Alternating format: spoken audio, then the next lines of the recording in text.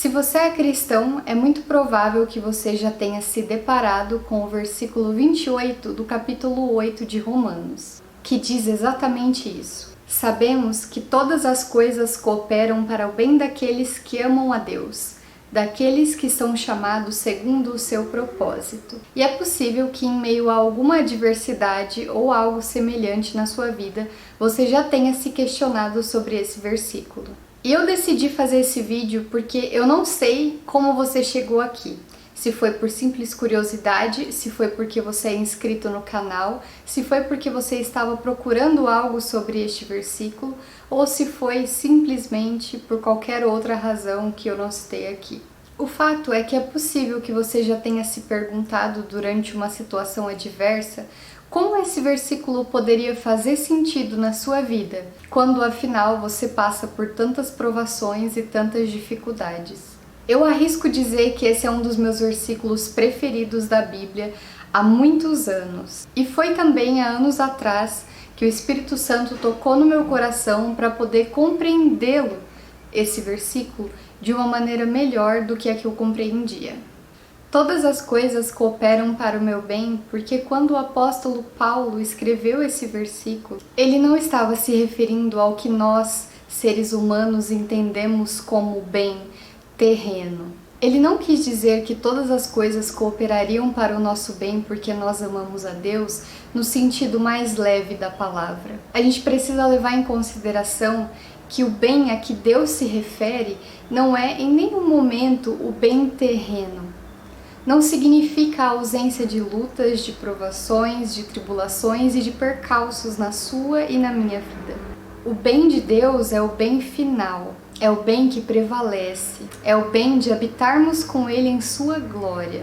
E para que nós habitemos com Ele em sua glória e para que nós o conheçamos como Ele é muito provável que nessa terra a gente passe por sofrimentos absurdos. Sofrimentos que quando você olha para esse versículo dessa maneira suave, ele realmente não vai fazer nenhum sentido para você. A gente precisa levar em consideração que nós somos seres humanos caídos e que a nossa inclinação é para o mal e para o pecado. Portanto, a tarefa regeneradora do Espírito Santo em nós, de nos conceder a sua graça, de nos mover até Ele, de fazer que nós o enxerguemos como nosso amado e bom pastor, sem o qual nós não podemos fazer absolutamente nada, essa tarefa é dolorosa, porque ela exige correção, ela exige arrependimento, ela exige um coração contrito e é muito, muito, muito improvável, para não dizer impossível, que você passe por toda essa regeneração, por todo esse arrependimento e por toda essa contrição sem passar por sofrimento. É muito difícil que com o seu coração totalmente alegre você se volte para Deus. As tribulações são necessárias muitas vezes para que nós nos aproximemos dele. E o bem a que o apóstolo Paulo se refere nesse versículo é exatamente este, o bem final de podermos morar com o Senhor, o bem que ultrapassa a morte.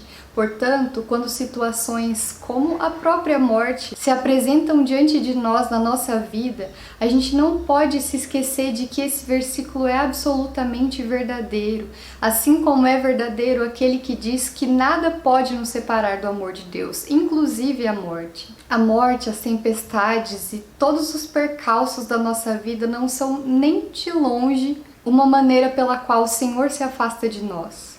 Todas as vezes em que você olhar para esse versículo e você enxergar nele uma promessa divina de que tudo vai sair sempre bem na sua vida, você vai se decepcionar e vai se frustrar, porque não é isso que esse versículo diz.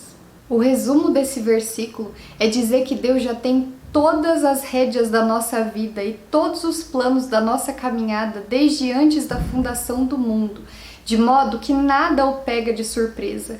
Nenhuma dessas provações que talvez você esteja passando ou pelas quais você já tenha passado, nenhum dos sofrimentos terrenos, nada disso pegou o Senhor de surpresa.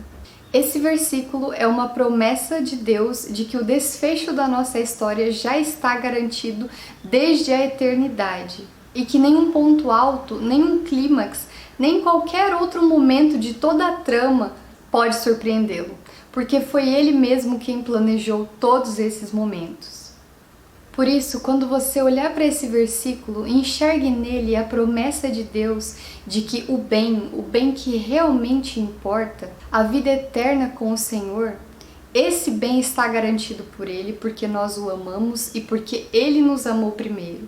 Não se esqueça de que Deus não é menos amoroso e que esse versículo continua sendo extremamente verdadeiro, apesar do desemprego, apesar da morte de um ente querido, apesar de você não ter ainda passado no vestibular, ou de você estar percebendo que aquele sonho que você sempre teve talvez não esteja dando certo.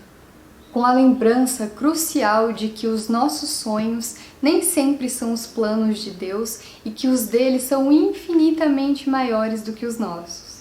Eu quero que esse versículo seja para você o alento que ele é para mim em todos os meus dias angustiantes, porque Deus me ensinou a ver que o bem que ele tem preparado para mim não diz respeito a satisfazer os meus desejos aqui nesta terra.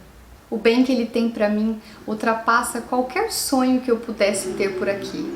Ultrapassa qualquer anseio mais profundo do meu coração. O bem que o Senhor tem para mim e para você é estar com Ele na eternidade, onde não mais haverá pranto, nem dor, nem luto. E onde nós finalmente poderemos entender que toda a nossa visão limitada não era capaz de prever a grandiosidade que era o bem do Senhor, porque muitas vezes na nossa fraqueza a gente enxerga o bem como aquilo que parece para nós o mais propício no momento. Mas mantenhamos os olhos fixos no alto e, sobretudo, fixos no fato de que nós não temos o controle. O controle é do Senhor soberano, Criador dos céus e da terra, que tem todo o domínio em suas mãos, e por isso nós podemos deitar e descansar, porque Deus permanece acordado.